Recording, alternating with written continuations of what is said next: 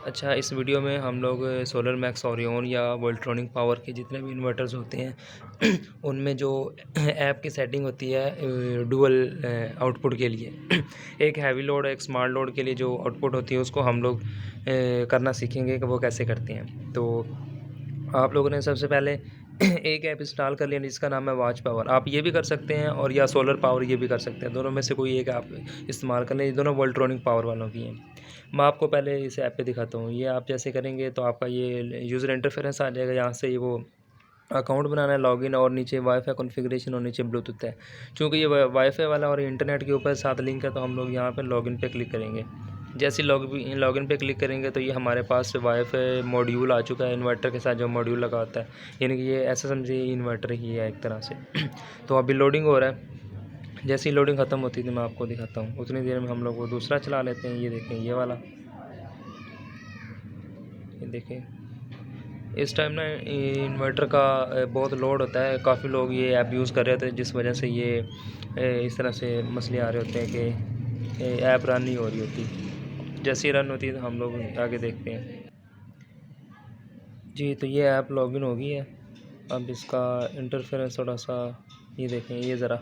अब ये इन्वर्टर में ना दो तरह के मोड होते हैं, एक लाइन मोड होता है और एक बैटरी मोड होता है। अगर आपकी ग्रिड वापड़ा आ रही है तो वो लाइन मोड में चलेगा। अगर आपका सोलर या बैटरी पे है, ग्रिड नहीं है, तो वो दोनों को मिला के बैटरी मोड में चल रहा होता है। तो इस टाइम देखें 68 ये सोलर की जनरेशन आ रही है, वो घर का लोड, और ये बैटरी की वोल्टेज है।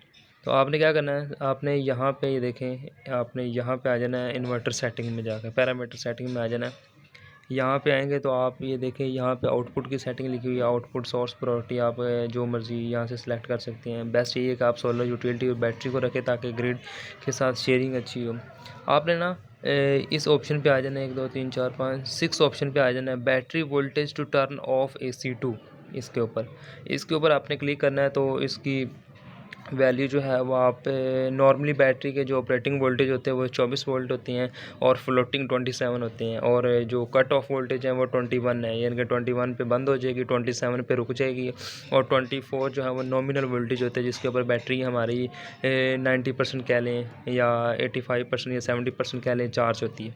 तो जैसे ही ग्रिड हमारी अवेलेबल नहीं होगी, यानी कि इलेक्ट्रिसिटी या वापड़ा जाएगी, तो उसी टाइम जो है जो हैवी लोड है वो आपका जैसे ही वोल्टेज ड्रॉप होंगे बैटरी के ऊपर वो शिफ्ट होगा। जैसे ही वोल्टेज ड्रॉप होंगे तो वो ग्रिड उसको हैवी लोड को बंद करवा देगा।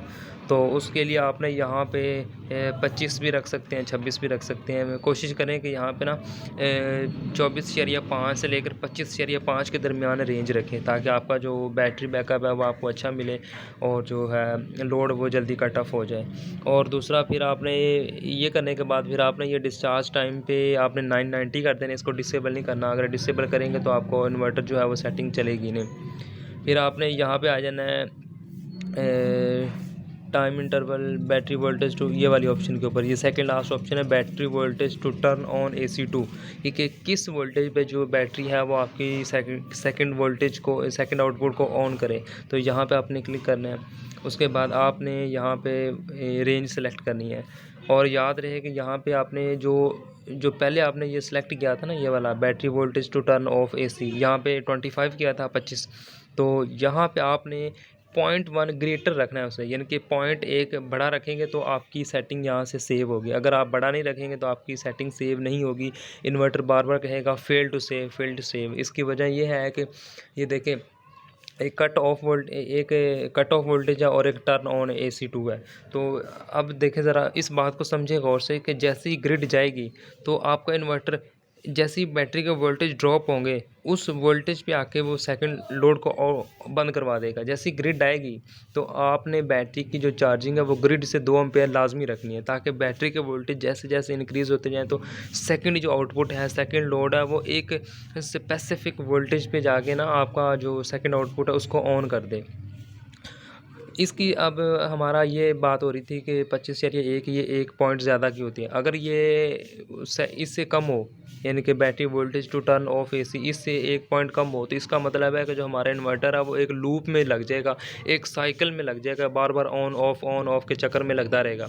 तो लिहाजा उसको बचाने के लिए उन्होंने इसकी सेटिंग को एक ग्रेटर रखा हुआ है। अगर आप छोटी सेव करेंगे तो वो इन्वर्टर सेव ही नहीं करेगा। इसके बाद फिर आपने यहाँ पे ये जो सेटिंग है ये 0.1 भी ये आपने 0.1 लाजमी इंक्रीज़ रखनी है, जो आपने सेटिंग वोल्टेज के ऊपर 2 यानी कि इन्वर्टर के ऊपर ये 60 नंबर सेटिंग है और ये इन्वर्टर के ऊपर 63 नंबर सेटिंग है। तो ये आप जो 63 नंबर सेटिंग है ये आपने 0.1 ग्रेटर रखनी है 60 नंबर सेटिंग से, अदरवाइज़ आपकी ये फंक्शन है वो काम नहीं करेगा।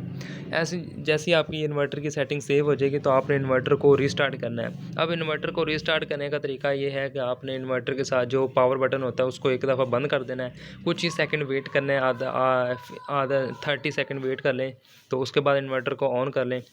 ये ऑन ऑफ करने से पहले ना आप अपना जो है आपका लोड है वो एक दफ़ा बंद कर लीजिएगा ब्रेकर से। बंद करके आपने इन्वर्टर को दोबारा ऑन करना है, ऑन करके जैसे ही करेंगे तो आपकी ये सेटिंग अप्लाई हो जाएगी। और इसकी सेकंड इसकी ये निशानी ये है कि जैसे ही आप यहाँ पे दोबारा आएँगे ना तो आपकी ये सेटिंग सेम ऐसे होगी। और दूसरी इसकी निशानी ये है कि इन्वर्टर की स्क्रीन के ऊपर देखेंगे ना तो आपको ब्लिंकिंग करता हुआ नज़र आएगा। आउटपुट के ऊपर एक छोटी सी बार होगी, वो आपको ब्लिंकिंग करती हुई नज़र आएगी।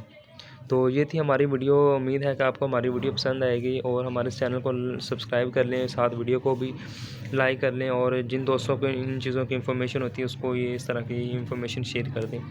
आप ये दोनों ऐप्स इस्तेमाल कर सकते हैं, ये भी कर सकते हैं और ये भी कर सकते हैं। बहुत शुक्रिया आपका।